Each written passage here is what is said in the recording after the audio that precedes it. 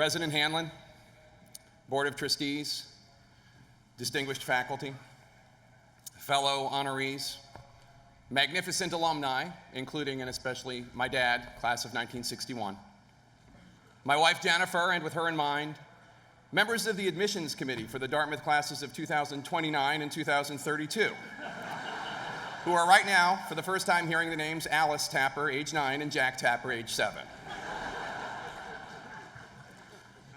Friends of mine from the class of 1991, Hillman, Scully, Haber, Kessler, Miller, Grock, Bartz, Edison, most of whom I met 30 years ago this fall in the Choates, which I'm still not convinced is not a psychological experiment by Dartmouth Housing.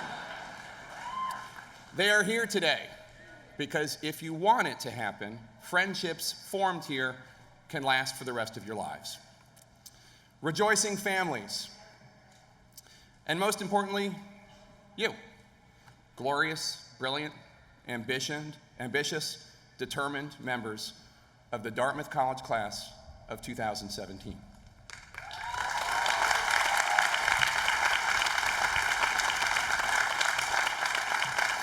A proud member of the class of 1925 once wrote, quote, "The more that you read, the more things you will know. The more that you learn, the more places you'll go."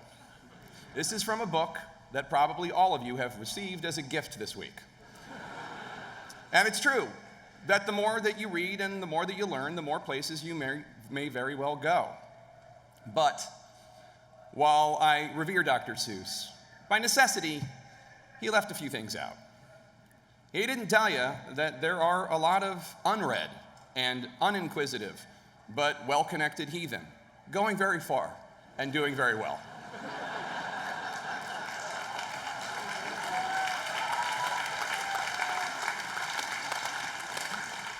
In the real world, not only is the Lorax still battling the Onceler, he also has to deal with the Onceler's super PAC and his nasty, nasty tweets. Dr. Seuss often depicted the world as he wished it, with endings that were just and lessons that were learned. But that is not the world you're about to enter. The world outside of Hanover can be cold, not walking from the river cluster to Dartmouth Hall in February to make a 7:45 a.m. language drill cold, but cold. It has been said, he who stays the longest learns the most. Actually, that wasn't actually said by anyone. It was once carved on the wall in the basement bathroom of Alpha Chi. But it is true. Though no doubt some of you, after all, are way smarter than I am. Many of you probably, especially you with the glasses in the third row. I have picked up a few things along the way. He who stays the longest learns the most. Wise words from someone who probably had his pants down. I wonder if whoever took that little knife and carved that into the Alpha Chi basement bathroom wall ever imagined that one day it would be invoked in a commencement address. Whatever the case, it has truth. It speaks to the wisdom one accrues merely by continuing to exist and paying a modicum of attention. So, what tangible advice do I have to share, having departed from this campus 26 years ago? First, let me offer the quick and easy stuff, okay? Always write thank you notes, be a big tipper, always split aces and eights, floss, call your folks, invest in a good mattress, shine your shoes, don't tweet, post, Instagram, or email anything you wouldn't feel comfortable seeing on the front page of the New York Times. Be nice to seniors, be nice to children, remember birthdays, never miss an opportunity to charge an electronic device. Use two-step verification, shake it off. Shake it off. Stretch before exercising, stretch after exercising, exercise. Never play Keno, never drink airplane coffee, never pay $200 for a pair of jeans, never wear jean shorts, and no one has ever had fun on a paddle boat.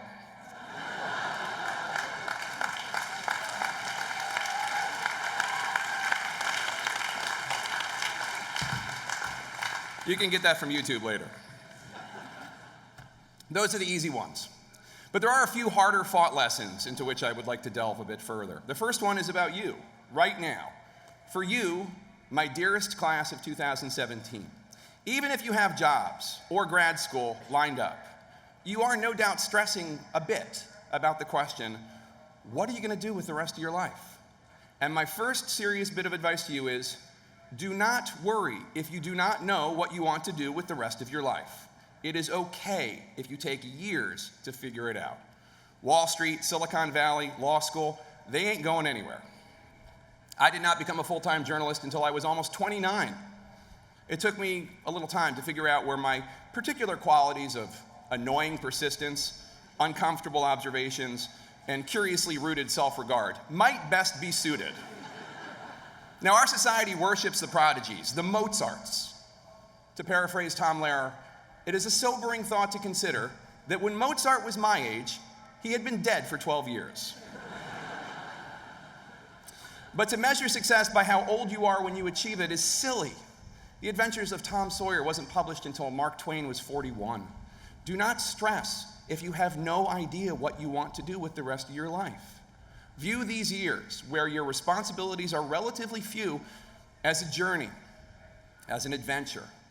And adventures are not seamless trips from point A to point B. They have ups and downs and obstacles, and every crappy internship, every rude boss, every remedial chore that makes you wonder, why did I bother working so hard to get into Dartmouth and graduate from Dartmouth?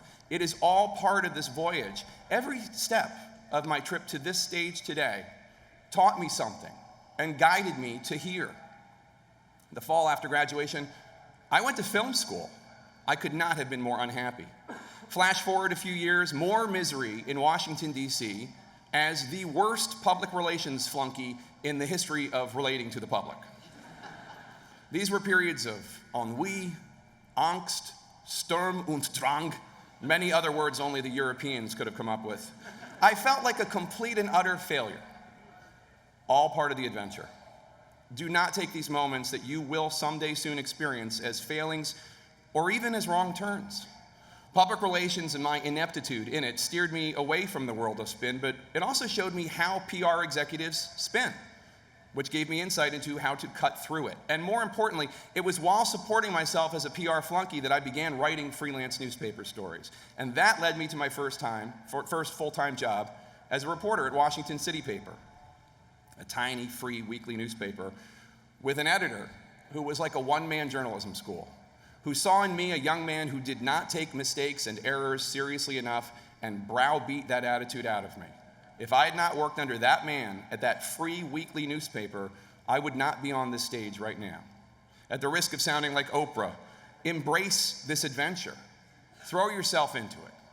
Now, how to get started. You know how your parents used to say when you were younger that the world doesn't revolve around you? You're about to find out what they meant.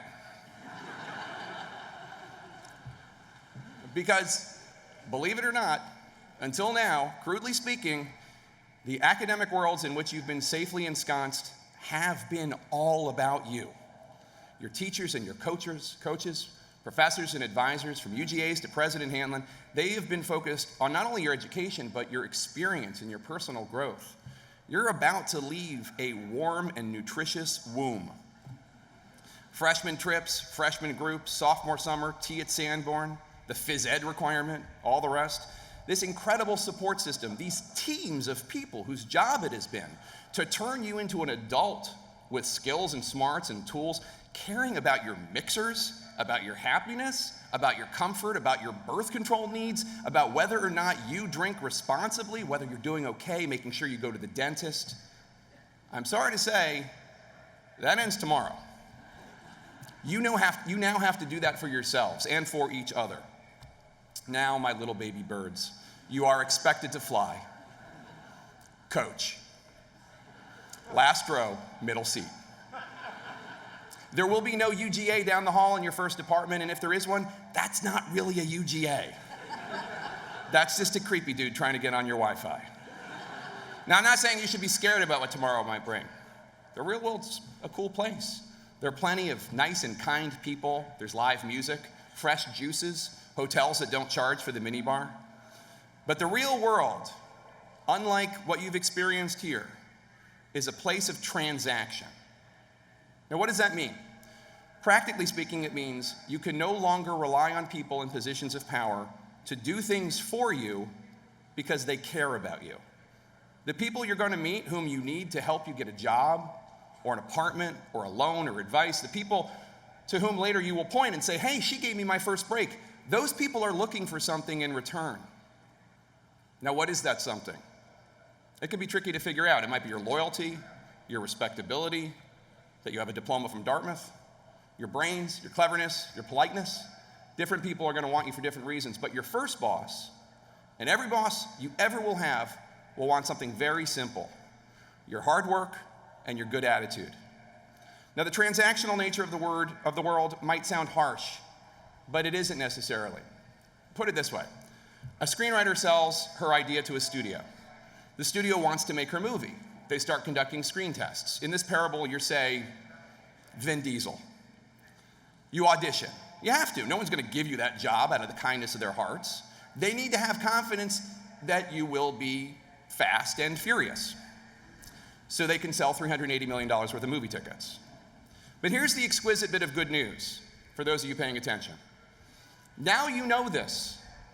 Now you know that it all comes down to you figuring out what you can offer them. It's a lesson it took me several years to learn, maybe even more than that, maybe a decade or two. But once I did, it was invaluable. I joined ABC News in 2003. In the 2004 presidential race, I was not assigned a candidate to cover. I can still list the reporters who were, by the way. I remember every one of them. I got nothing. So I did the only thing I could do. Complain? No. I worked so hard in those intervening years to establish myself as a good and tireless political reporter. So hard, they had to assign me a candidate in 2008 for their own good. It worked.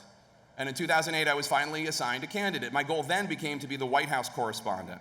And I knew, again, there was only one way I would get that job. I had to be so skilled and tough and industrious and vigilant that if my bosses at ABC News made anyone else the White House correspondent, they would look like idiots. I had to force them to give it to me out of their own best interests. Now, I've come up with a lot of bad strategies and made a lot of bad decisions in my life. I've made enough bad decisions to fill 5 other commencement addresses. But this was a good one. Have something that they want and show it to them over and over every day. Make them need you. Work twice as hard as the job requires. Make sure they know that you will show up and act like a professional, that you don't feel entitled to anything. Make them hire you for their own good, not yours. Now, a word on the inevitable rejections that may soon shower upon you like a monsoon. Dr. Seuss's first book, And to Think That I Saw It on Mulberry Street, was rejected 27 times before he found a publisher. As a young man, Robert Frost, class of 1896, received a rejection letter from the poetry editor of the Atlantic Monthly with the note, "Our magazine has no room for your vigorous verse." In other words, not every expert is expert. Quite a few of them are going to be wrong about you. Some of them will be downright idiots. When my classmate Shonda Rhimes first pitched Grey's Anatomy to a room full of older men, they told her that nobody was going to watch a show about a woman who has casual sex and threw a guy out the night before her first day of work, that was completely unrealistic, and that nobody wanted to know that woman. Shonda sat in that pitch meeting and thought, wow, they don't know anything about what's going on in the world right now.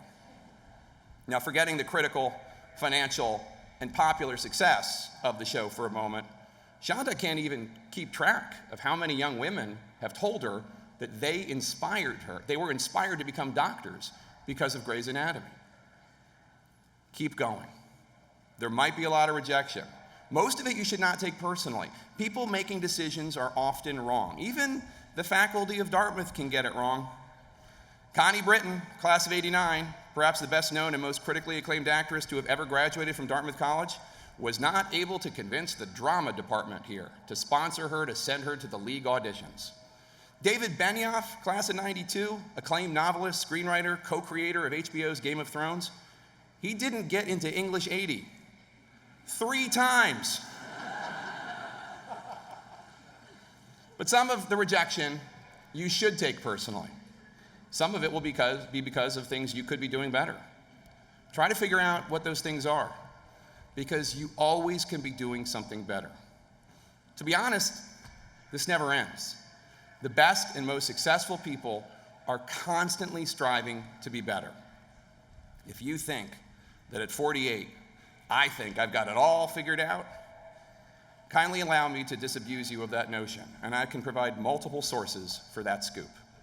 And I can do that because I know it's important to surround yourself with people who love you and respect you enough to tell you the truth. And it is important to listen to them. Many people, you will see, rise to a level of success on which it becomes difficult to find people to challenge them and their ideas. And whether politicians or generals, news anchors or CEOs, that inevitably leads to their downfall. Look at what's going on in Washington, D.C. right now. Tell me there aren't people you can think of whose own careers would not be improved if they heeded the suggestions of a tough but loving staff of critics willing to share hard truths. At my job at CNN, I am lucky enough to be surrounded by people who challenge me every day. From the top to the side to the bottom of the ladder, they make me better by sanding away my worst impulses. Class of 2017, get people like that around you. No matter how high you rise, do not get rid of them. Now, you're going to have friends who are willing to criticize you, and maybe you don't want to hear it, and your impulse may be to show them the door. But if you spend the rest of your 20s amidst only the sycophantic and the shallow, you will wake up at 30 with a friendship hangover worse than a month of Jägermeister shots. You know, it's funny what sticks to your brain. I haven't looked at the autographs in my high school yearbook since they were written in 1987. But I know that there's one in there from a girl named Kate, and I know that she wrote that she praised me for my cutting wit, but she also cautioned me to be careful about how I wielded that particular blade. And though I spent much of the next 20 years ignoring that lesson, much to my own detriment, I still remember that advice 30 years later, because she was right. Advice can sting. Ted Koppel once pulled me into his office after seeing an embarrassing TV pilot I was part of and told me that it was okay to tell my bosses no. Charlie Gibson once told me to stop sending such pointed emails, that I would get a lot farther if I didn't share every critical thought I had every moment I had it. These were not easy criticisms to hear, but they were right. These were important people investing their time to try to make me better. These kinds of lessons aren't fun. No one enjoys hearing about how much of a jerk they are. So let me also say, while I prepare you for those moments, absorb the lessons, adapt accordingly, but do not be too hard on yourself. And listen to yourself. Follow the better angel we all have in us, steering us towards ways to be our best selves. On October 3rd, 2009, I was sitting in my wife's recovery room at a hospital in Washington, D.C., holding our newborn son. On TV, I saw a news story. That day, an outpost containing just 50-odd U.S. troops had been attacked by up to 400 insurgents.